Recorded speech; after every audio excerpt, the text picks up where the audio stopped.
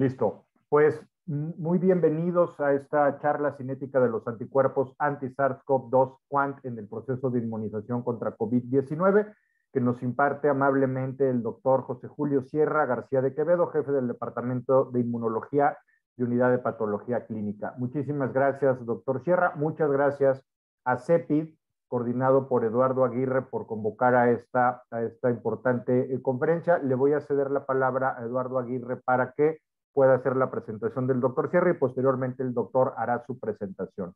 Gracias, buen día y bienvenidos. Adelante, Lalo. Gracias, Memo. Buenos días a todos. Pues miren, yo represento junto con mucha gente, incluso todos ustedes, al consejo o al comité de ensayos de COMET, denominado CEPID, ¿sí? Entonces, es el Comité de Evaluación de Pruebas Inmunológicas y Diagnósticas, por eso las siglas CEPID. En él participamos, quienes quieran participar, miembros de COMET, en una agrupación para ir conociendo pruebas nuevas, determinando algunas otras atributos de los ensayos que hacemos en los laboratorios para beneficio de un mejor diagnóstico. En esta ocasión les quiero presentar al doctor Julio Sierra García de Quevedo, experto en inmunología.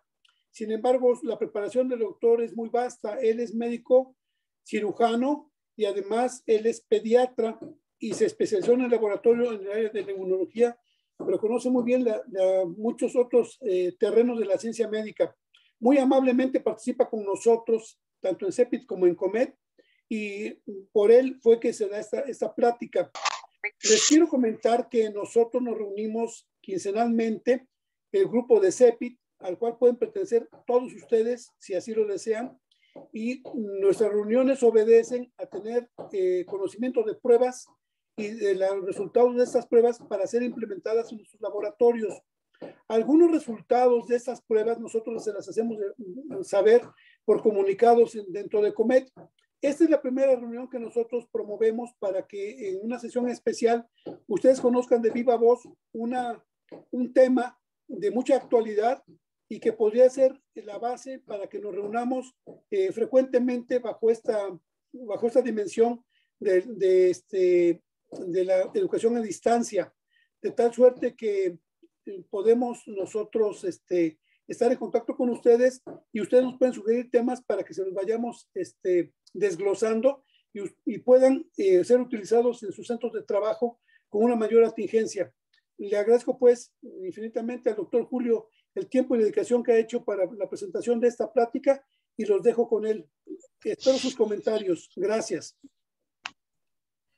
Hola, buenos días. Pues exactamente, pertenezco también al grupo CEPID y en el caso de las pruebas serológicas estamos encargados de esa valoración, pero la idea es que otros miembros de este mismo grupo que nos hemos ido como especializando en algunas áreas, biología molecular, microbiología, etcétera.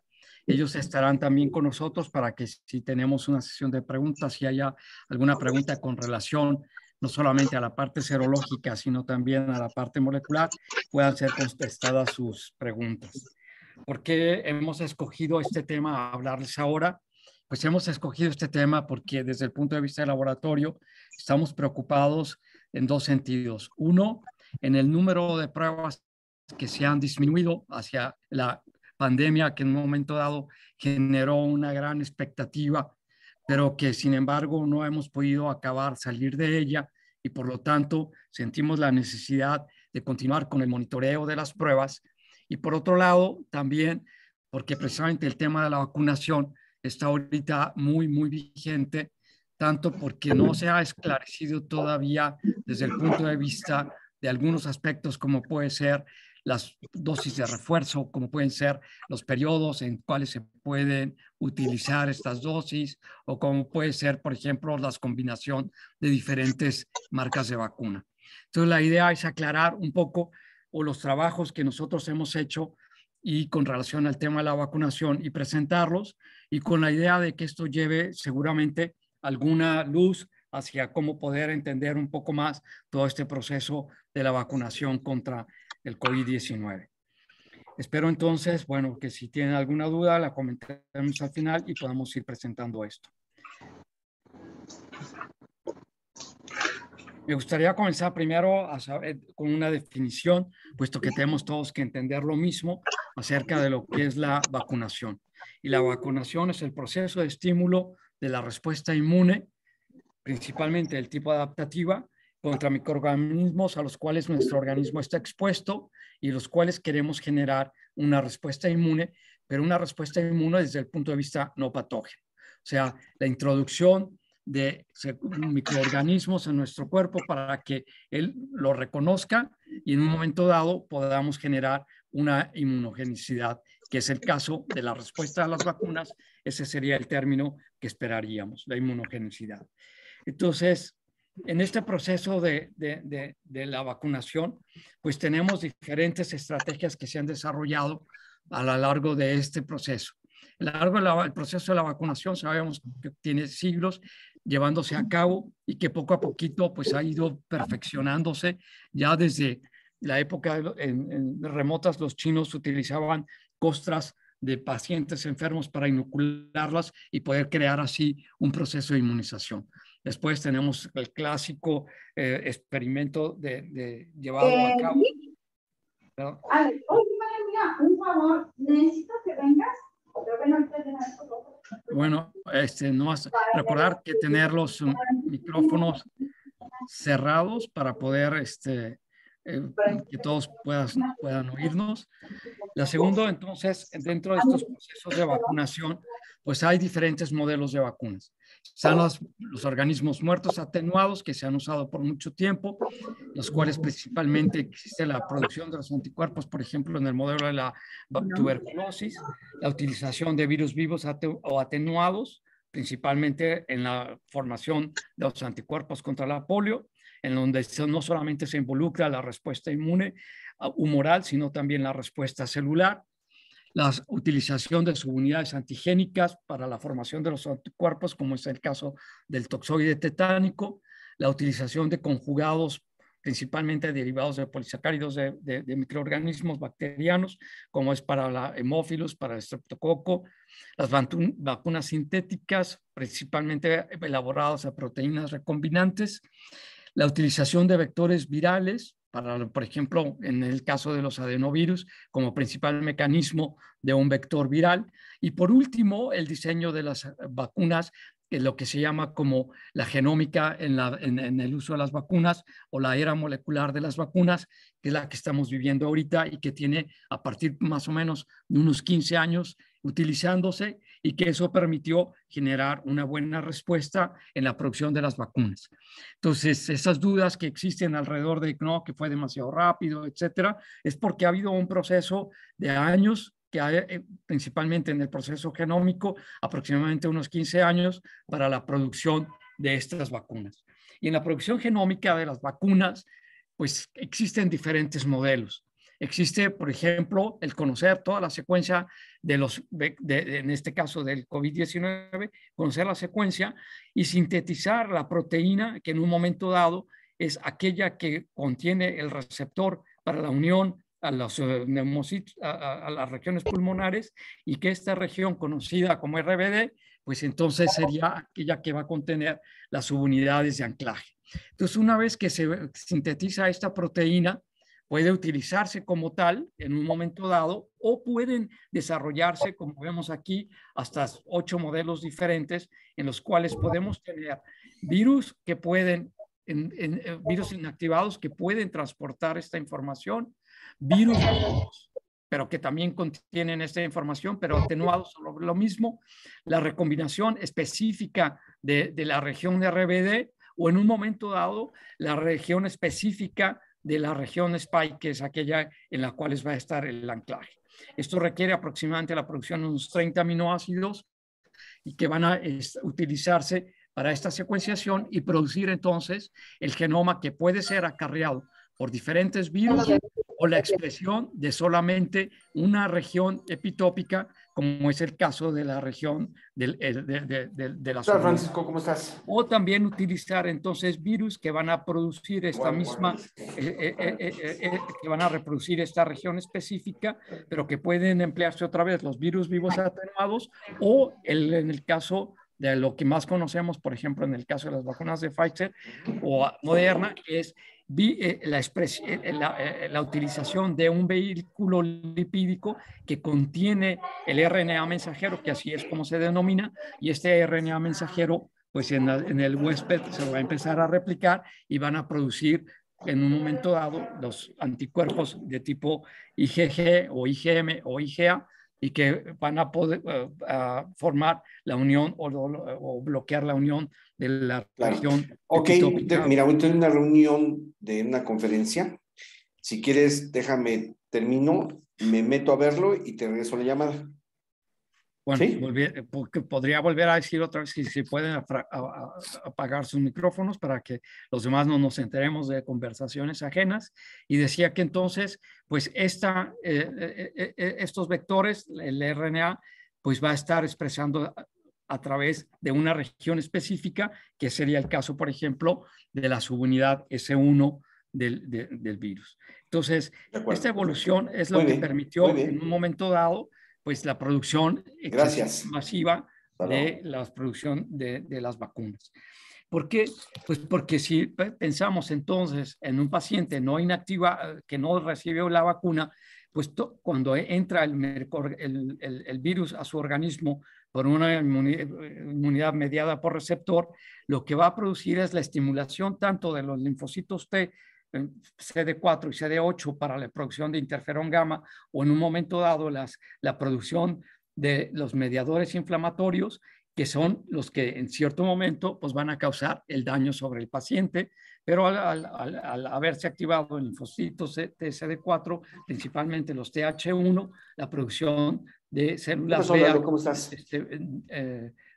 ¿cómo se llama? Células B maduras y la producción de anticuerpos. En cambio, en el lado de la izquierda, cuando tenemos el RNA mensajero sin que tenga todas las fracciones y todos los complementos virales, no va a ser más que estimular al linfocito T para la producción de las células B maduras y esto producir los anticuerpos protectores o los anticuerpos bloqueadores, sin producirse entonces la producción del interferón gamma o la cascada de las interleucinas, que serían las que producen el daño.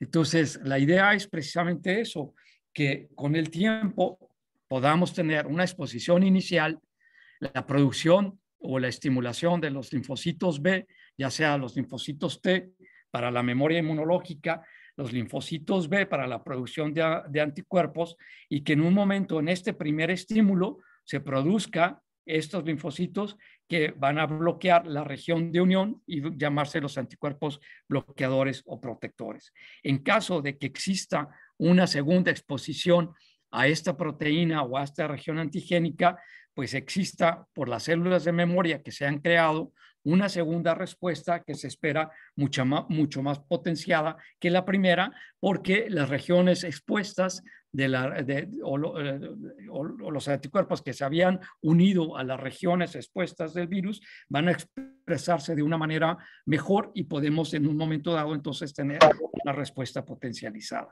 Entonces lo que esperamos con el proceso de vacunación es esto, tener una exposición no patógena.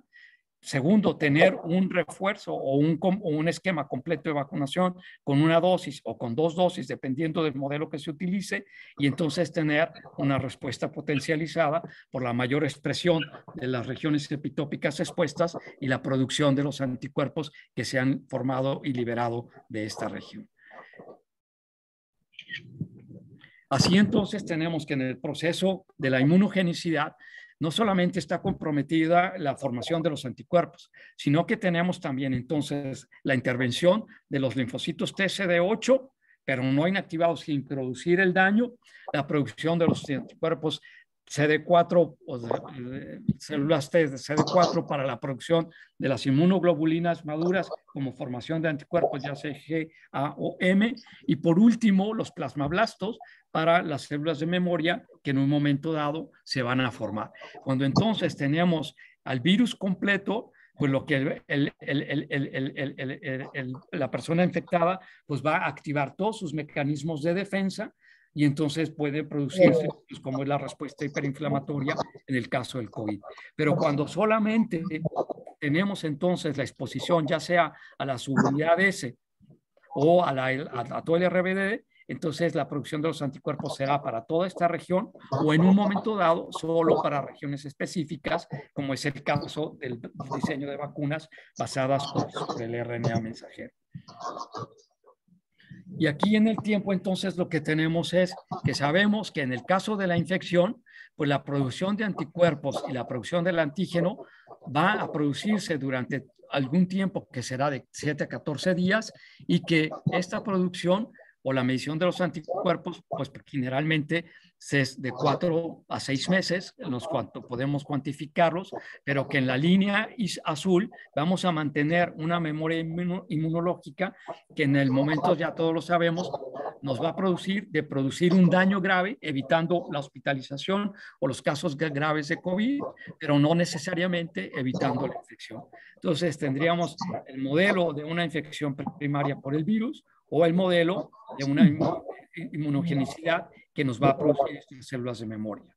¿Cuánto dura estas células de memoria? En el caso de una infección, por lo general es de 4 a 6 meses, pero hay pacientes que pueden durar hasta más tiempo, hasta un año. Yo les he hecho ese seguimiento. O en el caso de las vacunas, lo que nos falta conocer, por eso está este signo de interrogación, es cuánto tiempo va a durar esta protección. Pero esta protección está entonces compuesta por la formación de los anticuerpos, por la formación de los anticuerpos bloqueadores, por la intervención de las células B de memoria, por la intervención de la respuesta inmune celular y precisamente pues, estas células de memoria que van a hacer un reconocimiento secundario con el proceso de inmunización. Y lo que no conocemos está precisamente en cuánto tiempo estas células de memoria se van a mantener. Y para eso, pues entonces tenemos precisamente la utilización de la medición de los anticuerpos postvacunales, en los cuales en estos anticuerpos postvacunales lo que vamos a tener es que en el suero del paciente lo que podemos cuantificar sería la IgM, la IgA o la IgG, dependiendo del modelo de reactivo que vamos a utilizar, pero que sí nos falta entonces también conocer la activación de las células T de los linfocitos T, ya sea en el tiempo o ya sea en cuanto a su intensidad.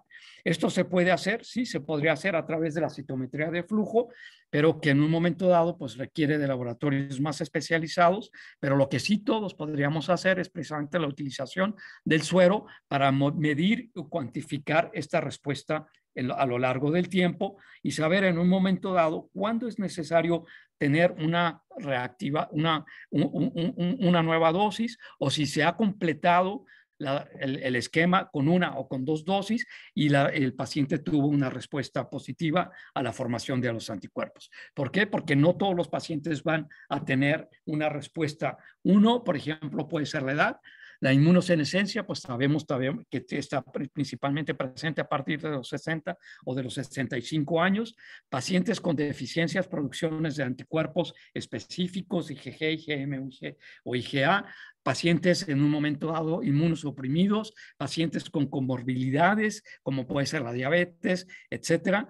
Entonces, el conocer esta respuesta para mí me parece que es muy valioso y que desgraciadamente, pues ahorita estamos pasando por esa etapa en donde quizá la sociedad está cansada, pero que no conocemos todavía de manera completa el tipo de respuesta y que tenemos una metodología que puede ser parcial, es cierto, la parte serológica, para no contemplar la parte de la respuesta del linfocito T, pero que en un momento dado pues podemos tener esta respuesta que se puede aparear con la utilización de otras técnicas como puede ser medir la producción de los anticuerpos bloqueadores. La producción de los anticuerpos bloqueadores, bueno, puede en un momento dado permanecer por más tiempo que la producción de los anticuerpos IgA, IgM o IgG. Entonces, la capacidad de medir estos anticuerpos bloqueadores, pues sabemos que requiere una técnica especializada que solo se puede llevar a través de unos laboratorios con nivel de seguridad 3 por la utilización de virus vivos atenuados, o también de manera indirecta con otros modelos de la utilización de técnica de ELISA para medir estos anticuerpos. Sí hay también la inmunocromatografía, pero esto solamente nos habla de si están positivos o negativos, pero no lo podemos tener de una memoria de una manera cuantitativa.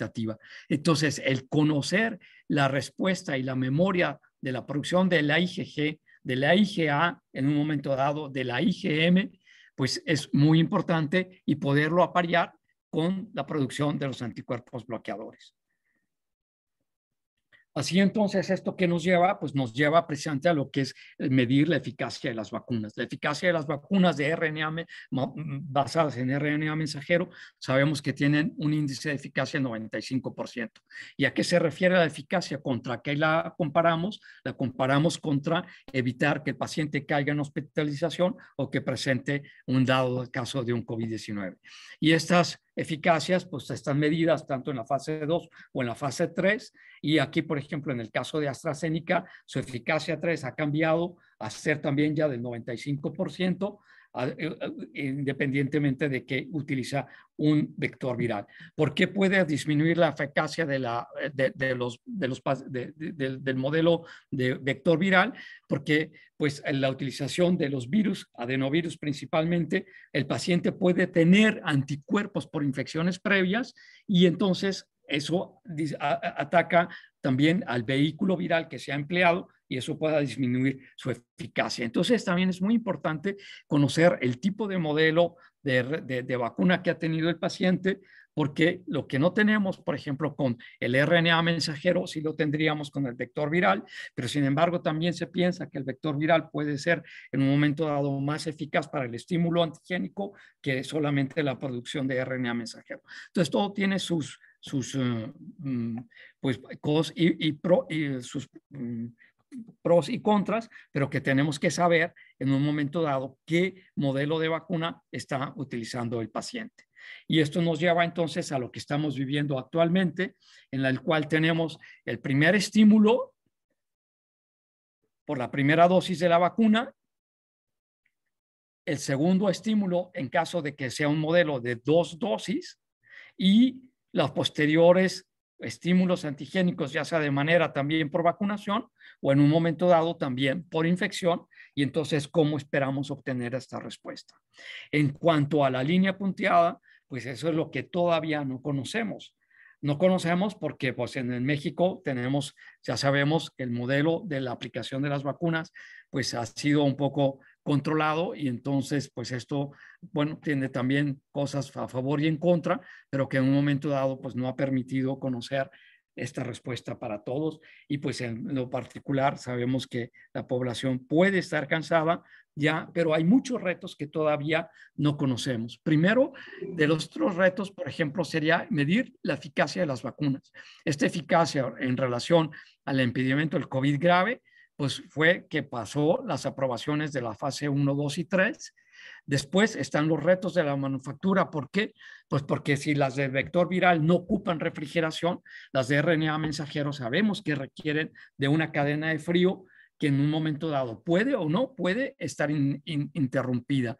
Después sería el proceso de un mecanismo global de vacunación en donde pues sería a qué tipo de población se debe poner primero, qué otras medidas de prevención se pueden emplear, cómo ha sido enviada esas vacunas, etcétera, pero que en el momento futuro, y eso es lo que tenemos todavía que conocer, y a eso voy con este trabajo, sería, por ejemplo, ¿cuál es la optimización para la dosis? Si 30, si 10, etcétera.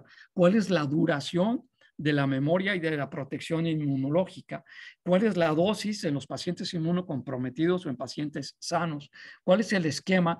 Porque sabemos que hay dosis que al hablar de un paciente completamente vacunado podría ser diferente, por ejemplo, con las de una dosis o diferente con las de dos dosis. Esto puede confundir a la población. ¿Por qué? Porque el refuerzo no es la segunda dosis. El refuerzo sería, en el caso de las de RNA mensajero, Pfizer o Moderna, pues sería en un momento dado después de haber terminado la segunda dosis. ¿En qué momento debe de aplicarse el refuerzo? Bueno, sabemos que, por ejemplo, en otros modelos de vacuna, mientras más se prolonga, por ejemplo, en el caso de las hepatitis, mientras más se prolonga el tiempo de la siguiente inoculación de la vacuna, mejor es la respuesta. Mientras más se acortan los tiempos entre una dosis y otra, la respuesta no es tan eficaz. Entonces, hay muchos todavía mecanismos que tenemos que ir conociendo a través de este modelo. Y a eso va este trabajo que hemos desarrollado en CEPI. Va precisamente a identificar la cinética de la respuesta inmune en el caso de pacientes vacunados con el COVID, para el SARS-CoV-2. Y como objetivo secundario sería determinar la duración de estos anticuerpos. Y para ello, pues les quiero presentar, pues, que, bueno, en este caso, este trabajo ha sido hecho a través de la utilización de anticuerpos que, en mi parecer, nos permiten distinguir y no utilizar los anticuerpos totales, sino solamente utilizar los anticuerpos IgG. Y la utilización de los anticuerpos IgG en el caso del reactivo que se empleó, que es el reactivo de Abbott, sí nos permite tener una inmunoglobulina en concreto y no necesariamente un ensayo policlonal, sino un ensayo monoclonal, que sería IgG. Y segundo, lo que nos permite saber es que vamos a estar específicamente utilizando la región de la espícula. También puede tener en un momento dado, pues sus limitaciones. Hay quienes dicen que es mejor tener toda la región RBD y no solamente la región de la espícula cuantificada. Bueno, pues también tenemos que contar con los recursos que contamos. En el diseño de este reactivo está específicamente dirigido contra la región S1 y no necesariamente contra toda la región RBD. Entonces, unos dicen que la respuesta es mayor cuando cuantificamos la región RBD, otros dicen que es mejor solo cuantificar el sitio antigénico. Entonces, a eso me refiero con este sitio, pues la subunidad está compuesta de 3 subunidades. Nosotros estamos midiendo específicamente la región S1, que en un momento dado, que es la que se va a unir al receptor de la enzima convertidora de angiotensina 2 y que es el sitio de unión para el anticuerpo bloqueador. El anticuerpo bloqueador es lo que va a hacer impedir esta unión del virus hacia el receptor de la angiotensina 2 y evitar entonces que el paciente se infecte. A mí por eso me parece que este reactivo en lo concreto, su diseño es el que mejor nos permite en un momento dado conocer esta respuesta. Aquí está esquemáticamente esto. No. Y esto ya lo expliqué, no quiero detenerme mucho, ni tampoco detenerme mucho sino más bien en las otras metodologías que les voy a presentar, pero de manera indirecta también este reactivo está ya comparado con la capacidad de neutralización. No es de manera directa, eso sí tengo que decirlo, es solamente de manera indirecta y sabemos que a diluciones menores, que a títulos más altos de las unidades arbitrarias que podemos medir, la dilución a la cual se forman los anticuerpos bloqueadores vigentes es menor. Entonces, por ejemplo, cuando tenemos un título de 6.650 unidades arbitrarias medido como respuesta a la vacuna, la formación de los anticuerpos bloqueadores, al menos al 50%, se asegura en un 95% cuando la dilución es 1 a 640, cuando el paciente tiene 3.590, la dilución es de 1.250, un poco más elevada. Cuando tiene 3.400, pues se ocupará una dilución mayor de unos 160 y cuando tiene unos niveles de 960, la dilución es 180, que se empiezan con diluciones 1 a 20. Pero a partir de 1 a 80 sabemos que al menos el 95% sí vamos a tener la formación de anticuerpos bloqueadores. Se pasaron por todas las fases de probar el reactivo en cuanto a su precisión analítica, que fue obtener el valor esperado de los controles. Se analizaron 108 mediciones para poder obtener los coeficientes de variación en cuanto al nivel bajo, medio y alto, y los cuales fueron satisfactorios. En cuanto a la imprecisión, se usaron también estas mediciones en la reproducibilidad de los mismos para obtener de los mismos sueros, el nivel bajo, medio y alto, que estuvieran dentro de los parámetros establecidos por el fabricante, y vemos entonces, por ejemplo, que tenemos en el valor bajo una desviación, un coeficiente de variación de más bajo, que era el que el fabricante había obtenido, tanto para el nivel medio y un poquito más elevado solo para el nivel alto. Entonces, el tener la precisión y la imprecisión aseguradas, pues nos facilita, o el saber que podemos tener un reactivo lo suficientemente robusto para utilizarlo. Y en cuanto a la linearidad, sabemos que la primera medición directa a 100 diluciones hasta 40,000, y la segunda con una dilución nos permite obtener niveles hasta 80,000. Entonces se hizo también los estudios de linearidad para lo mismo, con una R de 0.99, lo cual es bastante bien, y esto nos asegura las mediciones. Pero por otro lado también hicimos la comparación o el índice de concordancia utilizando anticuerpos que en un momento dado, es importante decirlo, tienen un diseño diferente. El diseño cuantitativo para la medición de los anticuerpos postvacunales está en el IgG contra Spike y en el M contra la nucleocápside. En cambio, para este modelo de Abbott, los anticuerpos postinfecciosos, el IgM está dirigido contra el Spike y el IgG contra la nucleocápside. Entonces, es diferente. En esto hay que estar muy, muy seguros, pero lo que queríamos entonces saber que si teníamos un paciente con IgG y IgM positivo, podíamos usar su suero realmente porque teníamos un PCR positivo y una titulación lo más baja posible, que era de 142. Pero también, puesto que el valor de corte establecido por el fabricante es de 50, utilizamos otro paciente que tuviera una titulación más baja con anticuerpos positivos y con PCR positivo.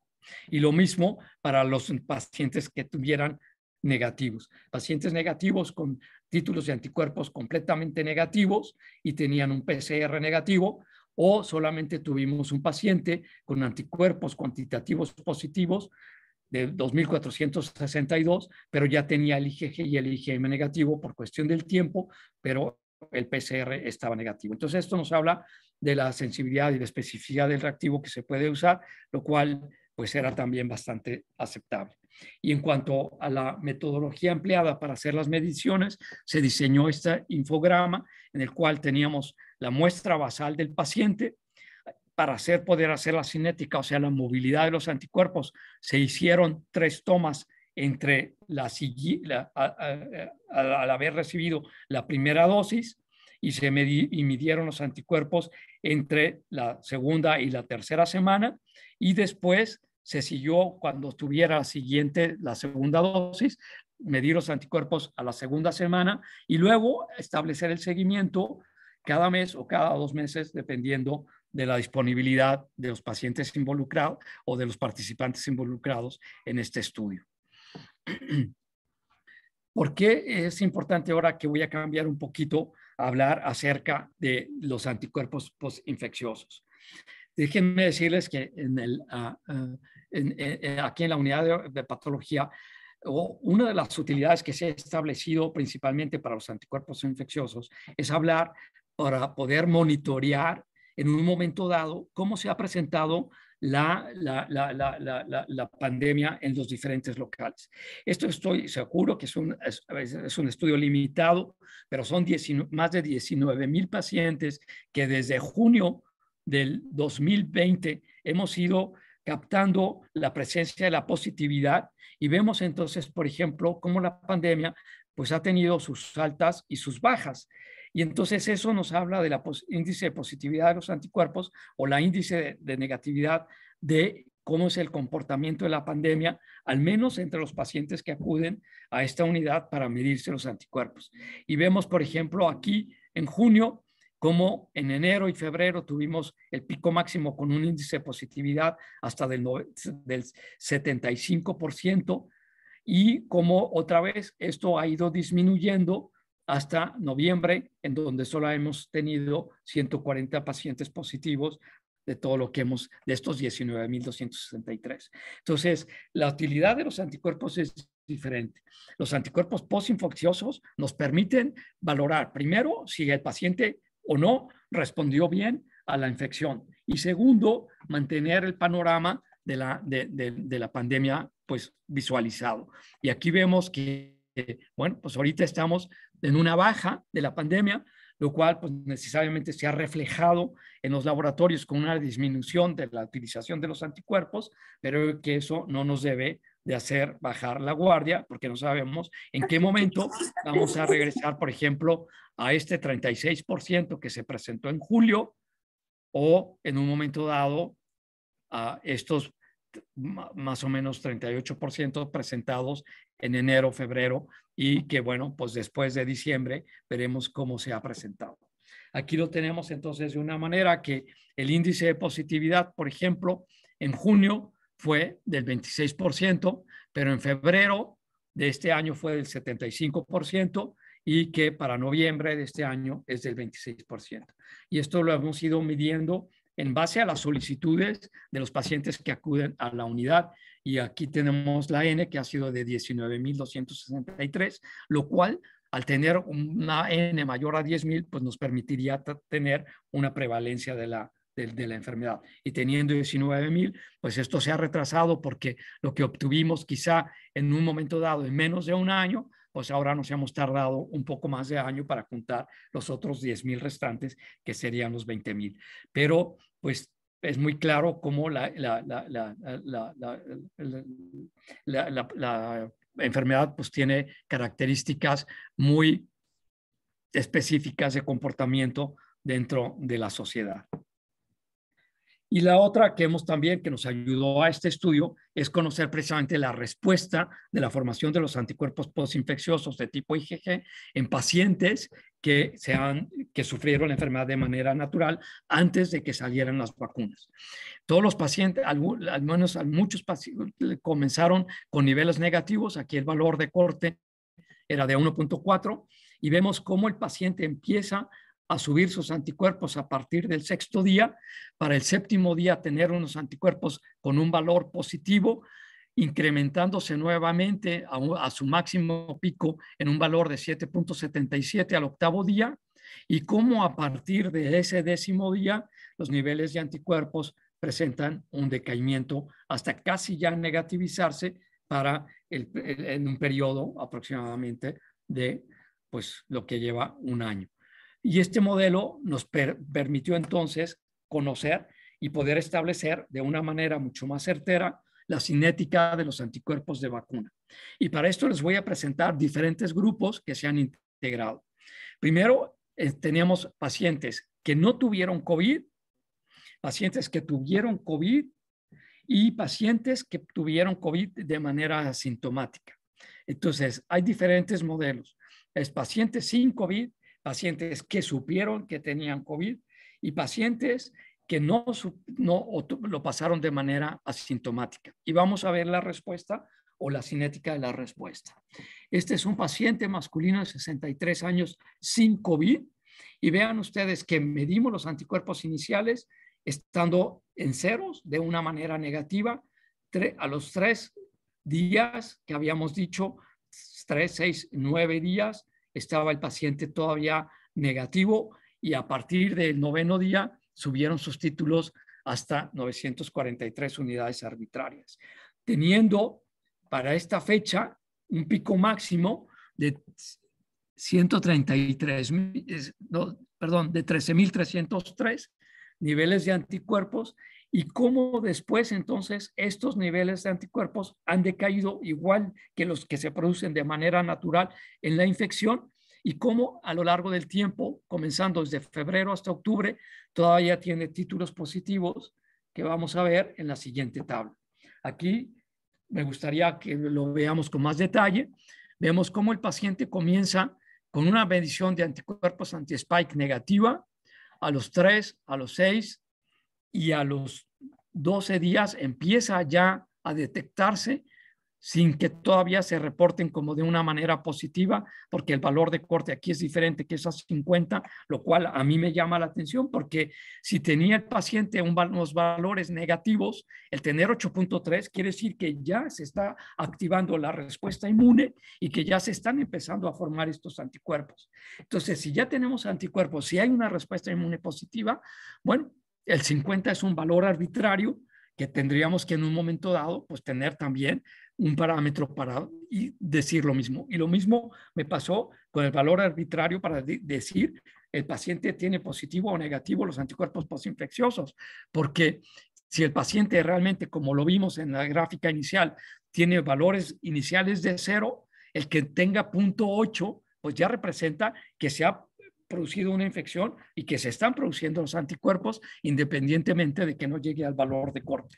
Y lo mismo sería, por ejemplo, aquí, para el 16 de marzo, o sea, en 13 días, el paciente pasa a la positividad con 305 y llegando a la segunda semana, para el pico máximo que esperaríamos, llega a 943. Pasa el tiempo, recibe su siguiente refuerzo el 17 de abril, que aquí se retrasó un poco más de 3 semanas por, les digo, los programas de vacunación establecidos aquí. Se retrasó un poco, no fue necesariamente a los 21 días, pero como en el refuerzo entonces tiene unos niveles de 13.303. Pero que en un lapso de 12 días esos anticuerpos empiezan ya nuevamente a disminuir.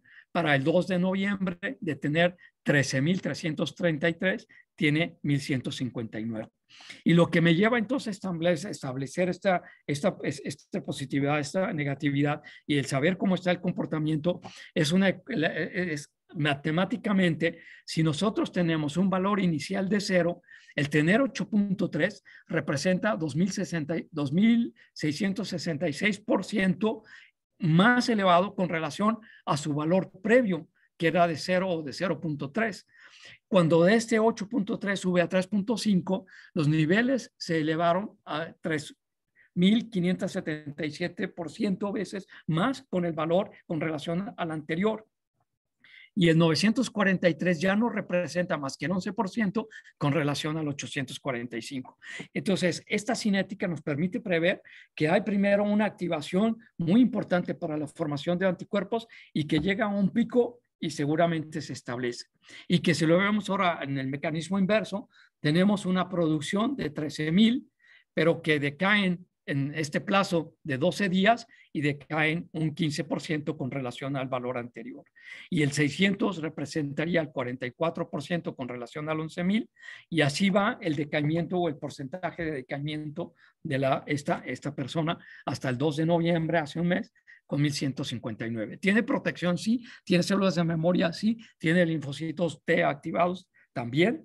Pero esto nos permite ir monitoreando que en el plazo del 3 de marzo al 2 de noviembre, pues todavía tiene una buena cantidad de anticuerpos y que quizá lo que yo sí quiero remarcar es que esta titulación no es comparable. Yo cuando me hablan les digo, tú conoce tus niveles y monitorea tus niveles para que sepas en un momento dado cuándo requieres o no un refuerzo. Porque, bueno, pues ahorita el refuerzo está autorizado para los pacientes mayores de 60 años o los inmunocomprometidos, pero pues también existe con lo que hemos hablado de que a veces si acortamos los refuerzos, pues la respuesta a la vacuna no es tan eficaz. Si prolongamos los refuerzos, la respuesta puede ser mayor. Este también es un paciente que no tuvo COVID, que hicimos el mismo monitoreo, que tiene la misma curva. La primera respuesta de la formación de anticuerpos ante la primera dosis, la formación de anticuerpos del esquema completo con la segunda dosis y el decaimiento de los anticuerpos hasta llegar de 17.000 hasta 1.600. Y tenemos lo mismo esquema, o sea, es un paciente que no tuvo COVID porque no tiene respuesta del spike, ni la tuvo seguramente con los anticuerpos, con nosotros, medición de anticuerpos, que en este caso sería IgM, y que entonces a los 12 días, a los 9 días, empieza a tener una respuesta positiva. Del 3 de marzo al 22 de marzo ya tiene antes de recibir su segunda dosis, un nivel de 2,000, que fue su pico máximo. Al recibir el refuerzo, se sube hasta 17,000 y de ahí hacia abajo, pues tenemos ahora sí el mecanismo inverso de decaimiento y cómo el porcentaje de decaimiento más o menos se ha mantenido entre el 20 y el 30%, a diferencia del paciente anterior, donde sus porcentajes de decaimiento son mucho más acelerados. Entonces, la respuesta es muy individual y esto quisiera que fuera transmitido también porque seguramente hay muchísimas preguntas a esta respuesta. Este es otro paciente femenino de 32 años sin COVID. Es que esta barrita me mole, aquí está, lo voy a bajar. Este paciente tuvo COVID-19 positivo, recibió la vacuna y vean entonces cómo se acorta el periodo sin que no tenga esta primera dosis, esta primera curvita de la primera respuesta, aunque sí tiene ya un valor inicial de 328 y cuando recibe el estímulo, el primer estímulo, sus anticuerpos se van hasta 50,000. ¿Por qué? Porque la primera curva de formación del anticuerpo ya fue formada cuando tuvo la infección y cuando recibe la segunda dosis para completar su esquema de 50,000, pues ya no presenta ese incremento tan elevado. Entonces, sí vemos que hay una diferencia entre la respuesta de no haber padecido COVID y de haber padecido COVID. Con el tiempo, pues ya va en 6,200, pero aquí tenemos entonces que es un paciente que la medición de los anticuerpos de respuesta a la vacuna sin haber recibido su basal fue de 331, llega al pico máximo de 50,613 antes de recibir la segunda dosis y como respuesta a la segunda dosis, solo sus niveles se elevan hasta 32,000. Entonces, de haberse elevado en la primera vez 5,365% más veces con relación al valor anterior, solo se elevaron 34% con relación al valor previo. Entonces, bueno, esto semejan los modelos naturales y los modelos en los cuales se está produciendo la respuesta a la vacuna. Y este paciente es más interesante porque también es un paciente que tiene 38 años, que tuvo COVID, que recibió también Pfizer, y vemos que comienza con una respuesta positiva, pero que tiene un mecanismo de respuesta que se llama la respuesta inmunológica potenciada o superrespuesta. Y esto es porque el paciente llega con títulos mayores hasta de 80,000, los cuales les decía es importante conocer el límite de cuantificación de los anticuerpos y dónde se mantiene la linealidad, porque podríamos hacer una dilución mayor, pero ya no tendríamos la linealidad conservada. Entonces el paciente tiene una respuesta de 80,000, pasa el tiempo, sus anticuerpos decaen, recibe la segunda dosis, que para él sería el tercer contacto con el COVID, y a diferencia del paciente anterior, tiene otra vez 80,000 de respuesta en la producción de esta super inmune respuesta al COVID. ¿Esto qué significa? Pues también es un fenómeno que se tiene que conocer, que estudiar, por qué se da este tipo de respuestas pues mixtas, que se llaman así. Es una respuesta mixta porque tiene un proceso natural por la infección que tuvo y tiene un proceso estimulado o por la vacuna. Y por eso se llaman como respuestas mixtas, pero es una que a diferencia de la respuesta mixta de este paciente con COVID, aquí pues tenemos una hiperrespuesta porque tiene niveles por arriba de 80,000. Pero esto no le exime de que también va a ir presentando su decaimiento y por ejemplo, para octubre, de estos 80,000, pues tiene 3,863.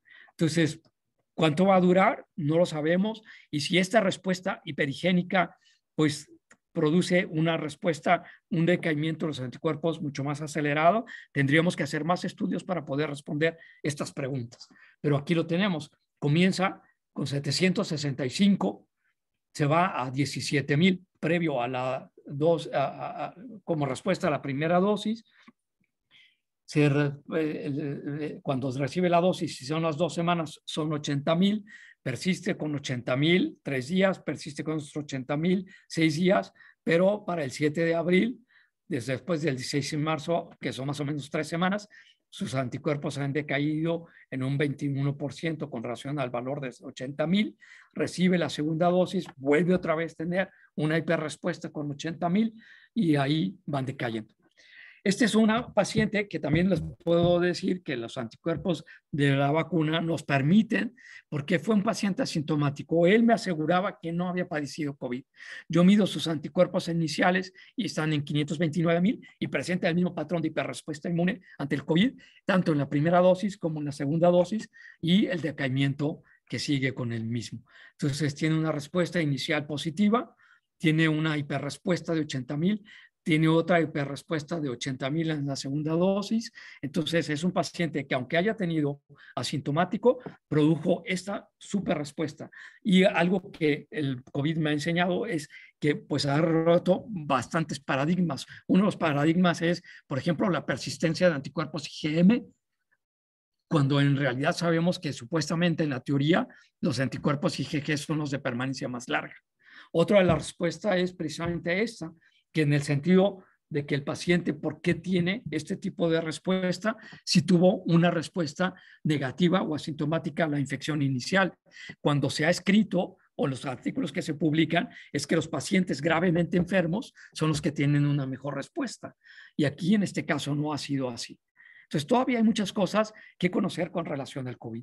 Este es otro paciente asintomático de 25 años, que también recibió sus dosis de Pfizer, tiene un valor inicial, tiene una respuesta de 58,000, pero a semejanza del segundo paciente que les presenté que no tuvo COVID, su segunda respuesta ya no es tan fuerte como la del paciente anterior que tuvo las dos dosis de 80,000. Y en este caso solamente tuvo una respuesta de 23,000. Entonces, creo que esto nos debe de ilustrar que cada uno tiene una respuesta diferente y que pues, no podemos globalizarlo. Y bueno, esto lo terminaría en las conclusiones. Aquí quiero hacer en esto que se llama la vacunología inversa, que es el uso de algoritmos para extraer la información genómica dentro del modelo de ADN o ARN en microorganismos, y que esto produce una inclusión de una molécula, de una fracción proteica que en un momento dado podemos administrar. Y esto es lo que pasa con los modelos de Pfizer y con los modelos de Moderna. Aquí tenemos entonces que, porque no me puedo, todos los pacientes anteriores han sido estudiados con Pfizer y ahora estoy estudiando los pacientes que reciben Moderna y también que reciben Astra. En este caso, por ejemplo, tenemos un paciente de 30 años sin COVID que recibe Moderna y que recibe también su dosis inicial basal negativa. Su primer estímulo sube hasta 53,000 y en el segundo estímulo se mantiene hasta 31,000 de su respuesta. Sus mismos valores de respuesta inicial son 2,000, 27,000 veces con relación a 0, 206, y 23,000 con relación a 48,000. Su pico máximo es 53, y esto entonces a mí me lleva a pensar que una vez que se produce el pico máximo, sí va a llegar todavía a un pico mayor, pero la producción o la activación de los linfocitos B para la producción de los anticuerpos ya no es tan acelerada como en el momento inicial. Y en la segunda dosis ya vimos que tiene solo 31,000 y que no tiene el mismo modelo de respuesta que el anterior. Y esto es con un paciente con Moderna. En las vacunas que usan vectores virales, como es en el caso de Astra, lo que tenemos es que los vectores virales contienen el gen que codifica el antígeno protector y que entonces la idea es que se produzca la respuesta contra la reacción antigénica que el vector viral va a inducir en la respuesta inmune. Pero que entonces el vector viral también es capaz, puesto que es un virus, también es capaz de producir una respuesta inmune. Y entonces, si se crean anticuerpos, ya sea bloqueadores o protectores, pues entonces la respuesta quizá para atacar al vector viral pueda disminuir la respuesta en el caso, por ejemplo, de este modelo de vacunas. Pero sin embargo, bueno, lo que vemos aquí es lo mismo. Tenemos un paciente de 42 años, femenino, que sí tuvo COVID, que recibió Astra y que tiene también una hiperrespuesta de 80,000 y que en la segunda dosis solamente subió hasta 19,000. Tenemos aquí la cinética de 719 porque tuvo COVID, de 80,000 en su primera dosis, pero su siguiente esquema ya no es tan elevado como se presenta aquí, hasta un valor de 19,000. Y otro fenómeno que yo he estado observando es lo que es una cuestión esperanzadora, que es el proceso de estabilización.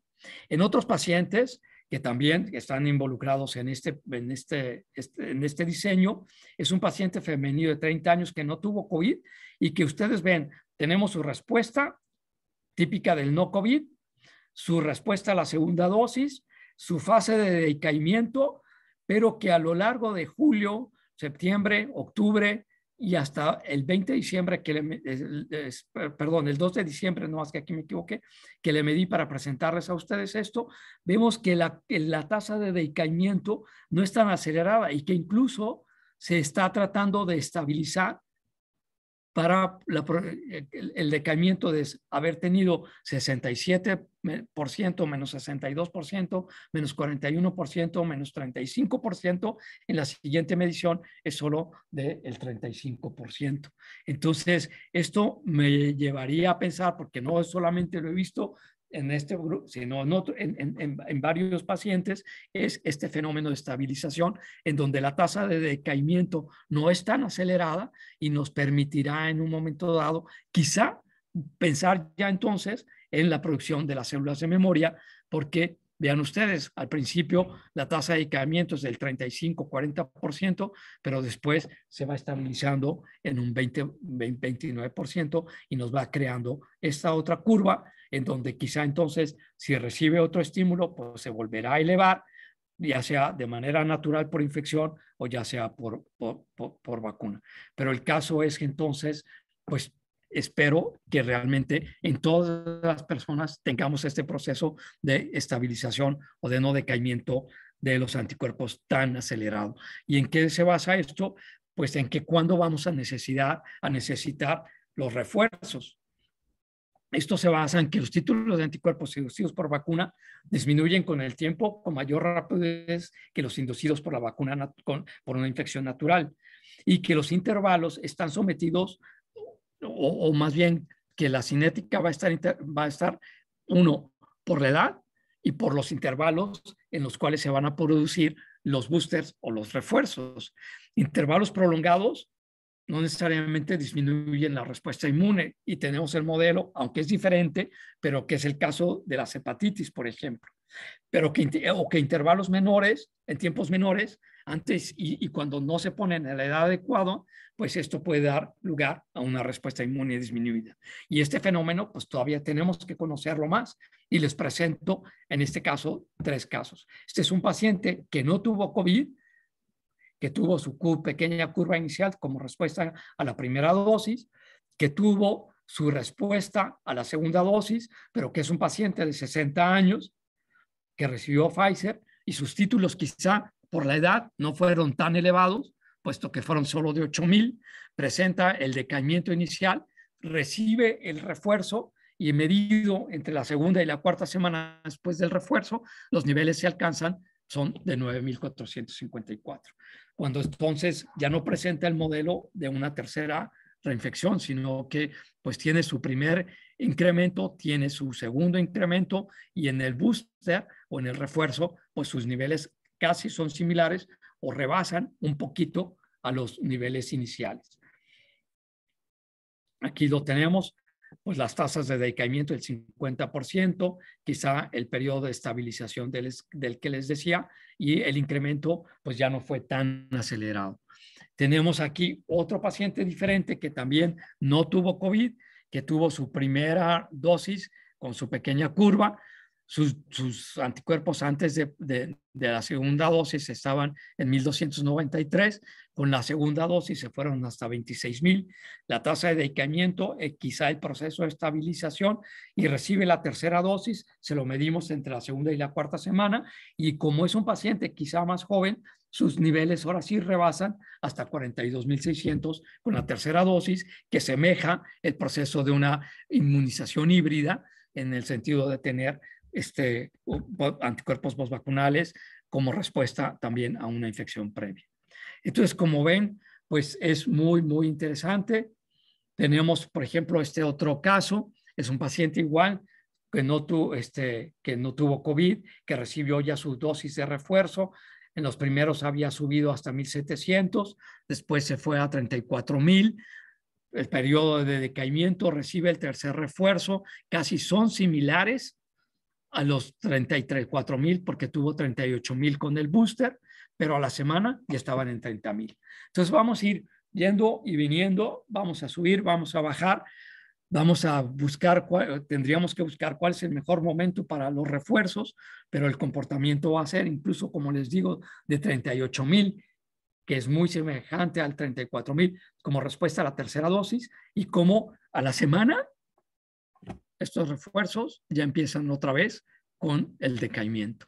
Aquí lo tenemos a sus mediciones, no tuvo COVID, su respuesta pues es de 19, 1,700 como la primera dosis, 34,000 con la segunda dosis, 38,000 con la siguiente dosis, y ahora esto me estorba un poquito y vemos los 30,600 del 10 de noviembre al 26 de noviembre que empiezan ya a decaer.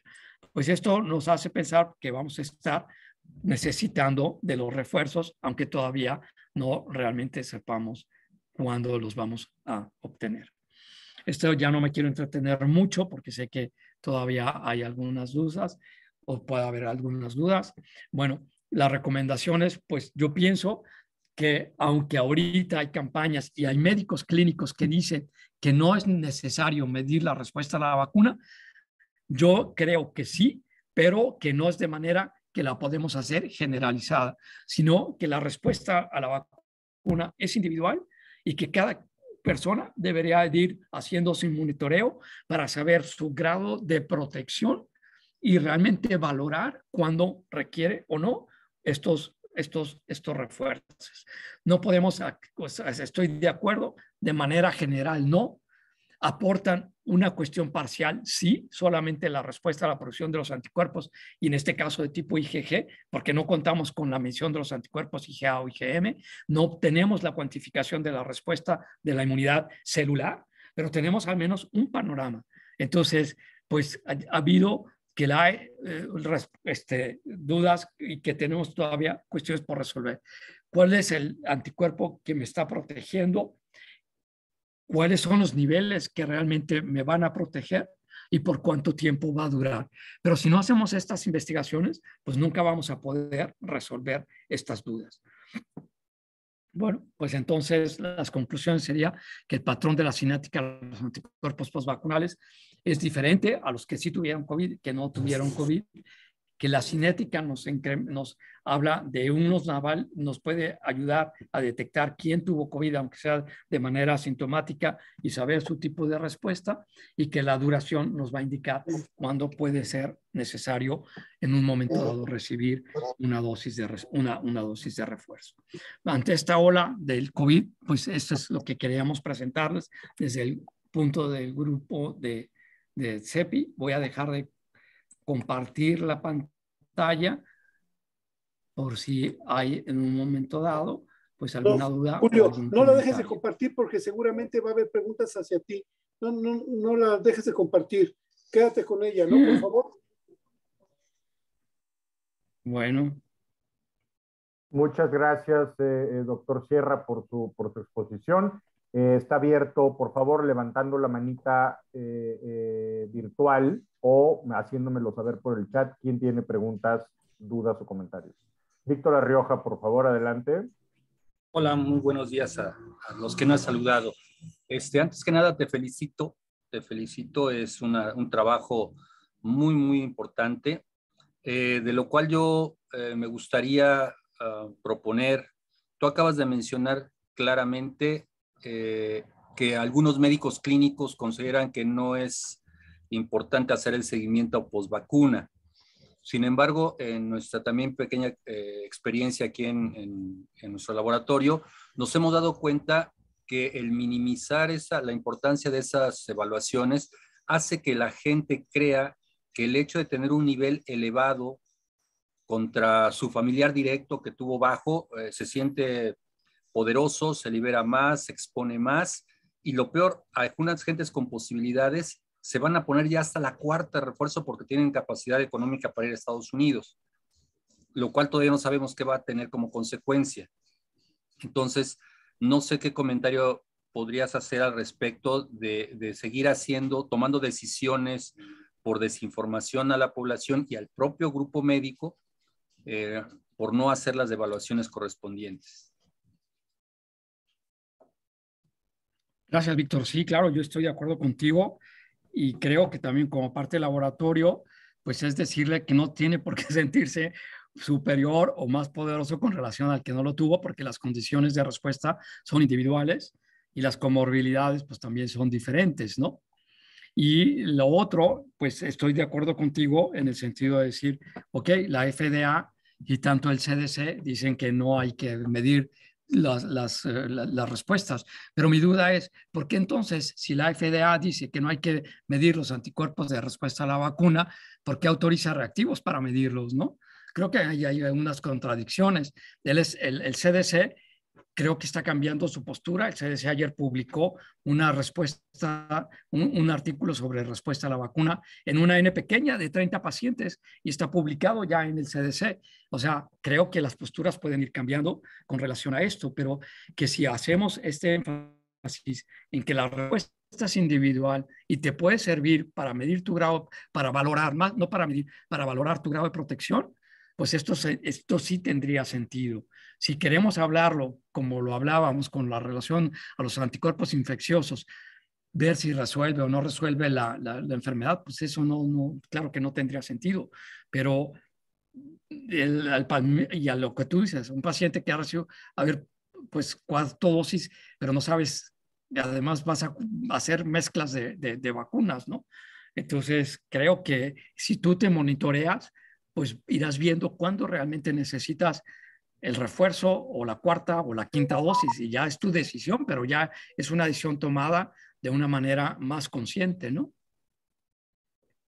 Esa pregunta tiene que ver con la que hace Gabriela Viña. Por favor, Gabriela, si quieres hacerla de viva voz. Bueno, no me escucha. Dice, buenos días, doctor Sierra, felicitarlo por sus trabajos. Una pregunta. ¿Usted recomienda entonces una tercera dosis con otra vacuna diferente a la inicial? Bueno, la recomendación es, lo ideal sería mantener el mismo esquema. No, o sea, si comenzaste con un diseño de vacuna, pues comienza con ese diseño de vacuna.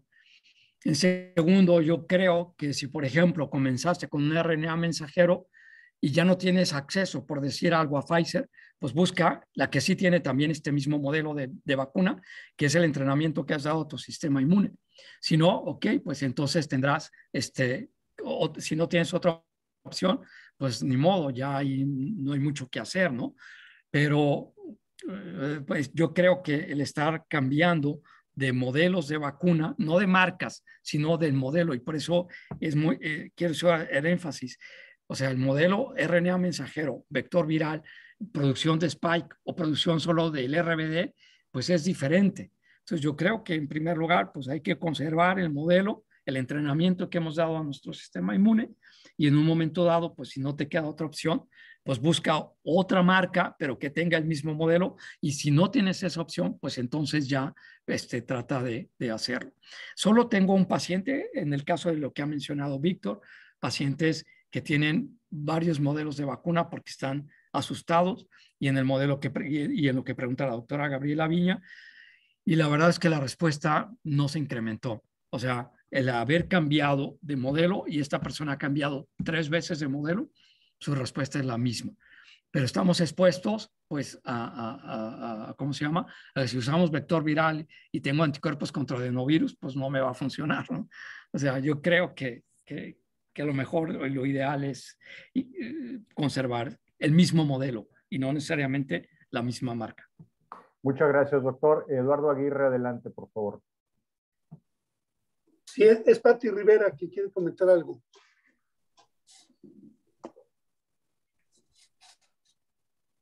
Pues hola, adelante. Soy Patricia Rivera, pertenezco al grupo de trabajo de Laboratorio Asesores. Y bueno, antes que nada, felicitar al doctor Julio. Está muy interesante la conferencia. Pero me genera una duda. Los casos que usted nos mostró es con referente a pacientes que han tenido antecedentes con COVID.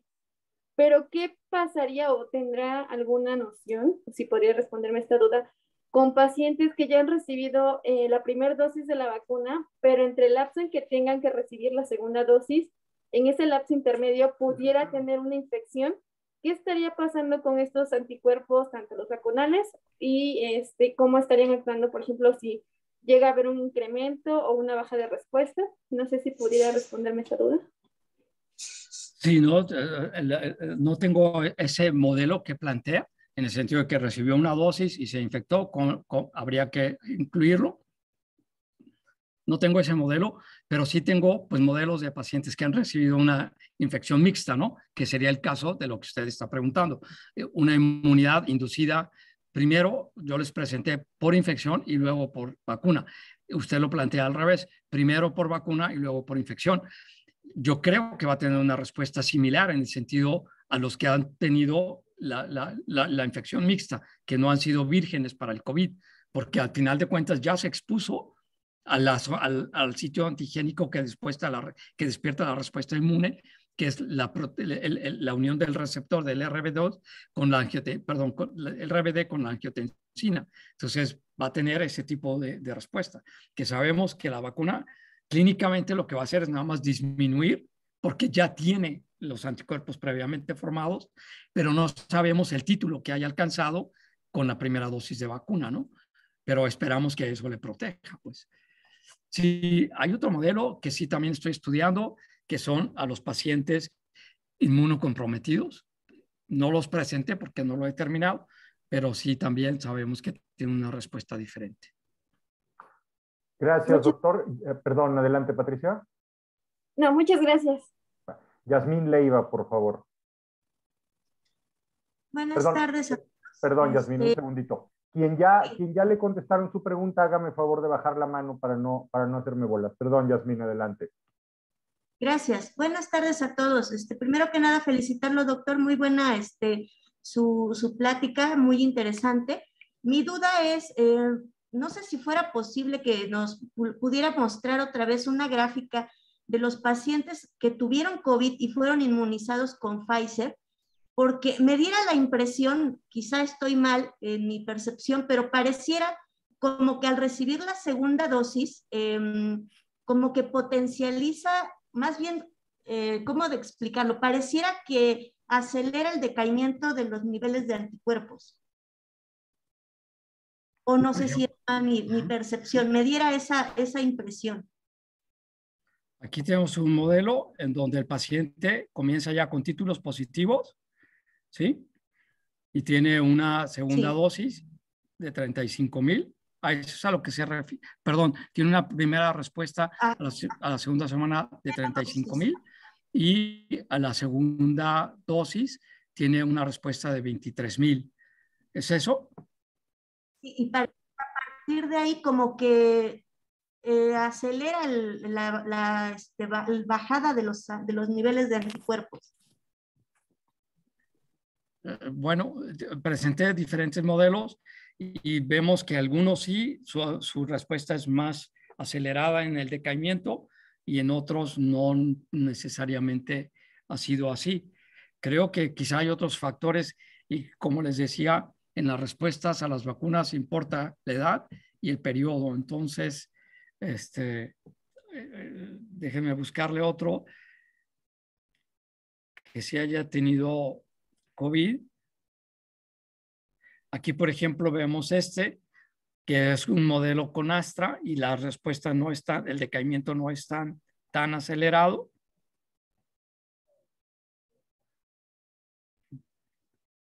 No tuvo COVID.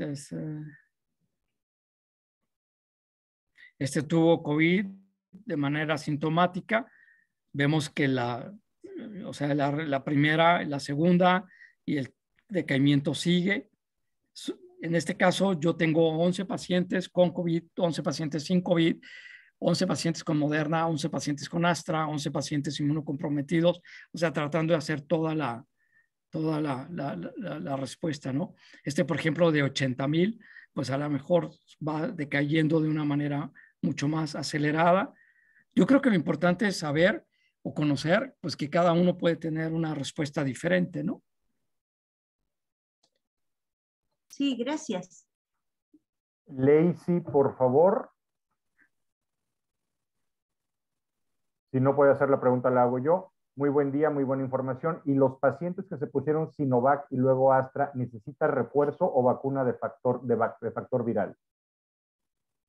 Los que se pusieron Sinovac, esto lo puedo presentar aquí.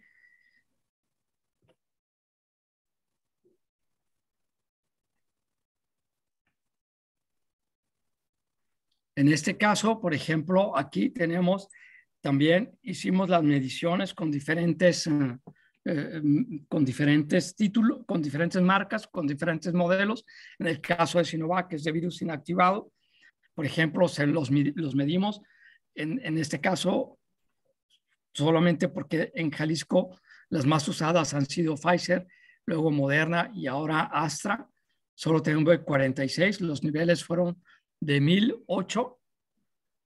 Entonces, sí se permite también el cambio, quizá si Sinovac por el modelo de virus inactivado no sube tan elevado como, por ejemplo, Astra, que sí tuvo 5,000, y con relación a otros modelos de RNA, creo que no hay, o sea, que yo sepa, no ha habido ninguna dificultad.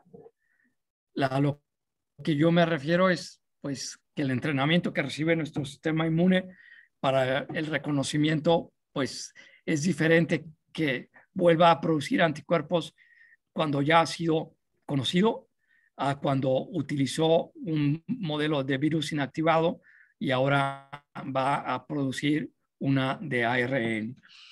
Por ejemplo, en Jalisco, los maestros todos recibieron CanSino. Sabemos que CanSino no elevó los niveles suficientemente. Ahora se les va a aplicar Astra y es otro modelo de respuesta. Pues vamos a ver cómo se da esa respuesta. Entonces, hay unos estudios que se están haciendo en estas vacunaciones híbridas y vamos a ver que esperamos que eso pues potencialice el desarrollo de los anticuerpos.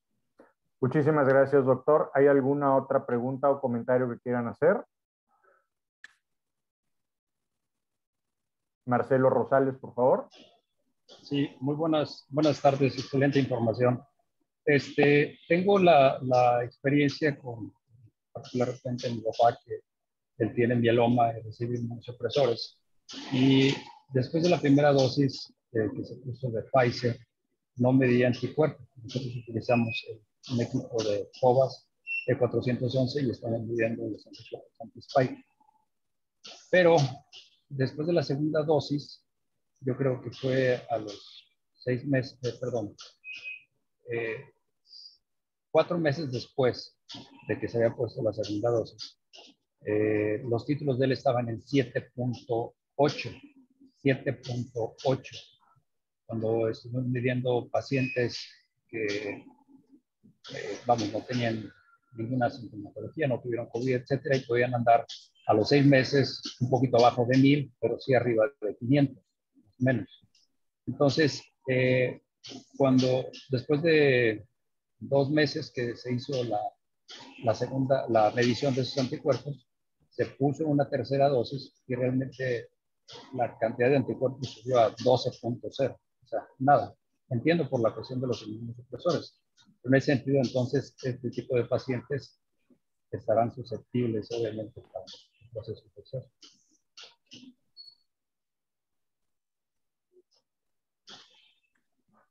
No entendí muy bien porque se cortaba mucho. Y aquí lo que puedo decir, pues, primero, pues sí es el mismo tipo de reactivo, porque si no, cada reactivo va a tener una respuesta diferente y habría que compararlo contra su propio reactivo. El segundo, en los pacientes inmunocomprometidos, pues también se recomienda más el modelo de ARN mensajero. Y tercero, el tipo de medicamento que esté tomando de inmunosupresor y de antiinflamatorio. Sé que, que el antiinflamatorio no se puede suspender y los antiinflamatorios esteroideos reducen la respuesta inmune y el médico pues, tendrá que valorar si debe o no tomar. Lo que se ha recomendado es suspender una semana antes, pero yo no me atrevería a decirlo así sin conocer el caso clínico. Lo único que puedo decir es, me gustaría saber si este 7 y este 12 está medido con el mismo tipo de reactivo que los que estoy presentando, y si es otro, pues habría que comparar contra el mismo reactivo empleado. Muchas gracias, doctor. ¿Hay alguna otra pregunta, algún otro comentario? Nada más comentar al respecto de esta última respuesta que nos dio Julio, de que algunas personas no están viendo el punto de corte. ¿Cuál es el punto de corte donde se considera positivo o negativo? Entonces no es lo mismo, como él dice, como son unidades arbitrarias de cada método, no se puede comparar el que él está usando con el de otras marcas, porque entonces pierden la proporción de la respuesta. Entonces habría que ver cuál es el nivel de corte de esos resultados de su paciente. Nada más como un comentario. Gracias.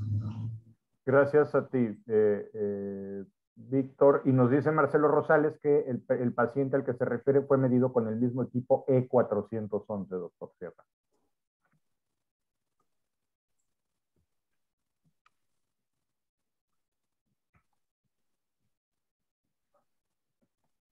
Bien.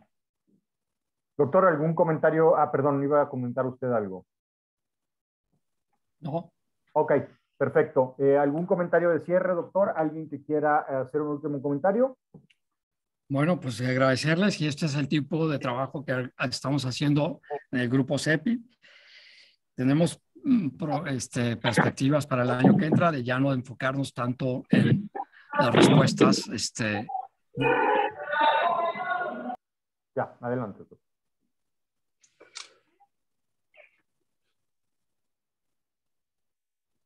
Julio, ¿vas a hablar? Se congeló su internet un momento, Lalo. Mientras tanto, yo nada más quiero agradecerles a todos su presencia, a ti, Guillermo, por el tiempo, y además decirles que CEPIT está abierto a todos los miembros de COMET. Conmigo se pueden anotar por si quieren participar en nuestras sesiones semanales, y estamos muy contentos de poder estar al tanto de todas estas situaciones que son muy importantes para nuestro quehacer diario. Muchas gracias a todos, Memo. No, muchísimas gracias a ustedes. A nombre de COMED como organización, agradezco desde luego al doctor Sierra el esfuerzo y esta plática tan interesante. La respuesta pues, de los asistentes que hemos tenido, tanto en cantidad como en calidad de preguntas, habla por sí sola. Muchísimas gracias, doctor. Y desde luego, muchísimas gracias a CEPI y a Eduardo Aguirre por hacer estos trabajos múltiples que deberán continuar y que supongo que lo que el doctor Sierra va a decir es que el año próximo ya no se limitarán solo a COVID, sino que empezarán a extenderse hacia otro tipo de pruebas o padecimientos, cosa que enriquecerá muchísimo nuestra discusión. La presentación, este video va a estar disponible. No lo puedo subir a un chat porque es demasiado pesado. Quien quiera, por favor, que se lo envíe por correo electrónico, hágamelo saber directamente a mi WhatsApp o a mi correo electrónico, para que yo se los pueda enviar y lo puedan distribuir a sus colaboradores. Lalo, una pregunta. ¿Tú crees que vale la pena que podamos subir esto a alguna de nuestras redes sociales, la página web? Sí, sí vale mucho la pena. Muy bien. Acuérdense que nosotros tenemos un drive en CEPI que pueden bajar. Si es así, otra forma de disposición, pues con mucho gusto lo podemos utilizar. Perfecto. Pero como dices, es mejor. Muy bien. Pues muchísimas gracias a todas, a todos, que tengan muy buen día, muy buen resto de semana, y seguiremos programando estas conferencias tan importantes. Hasta luego. Gracias, buen día. A todos.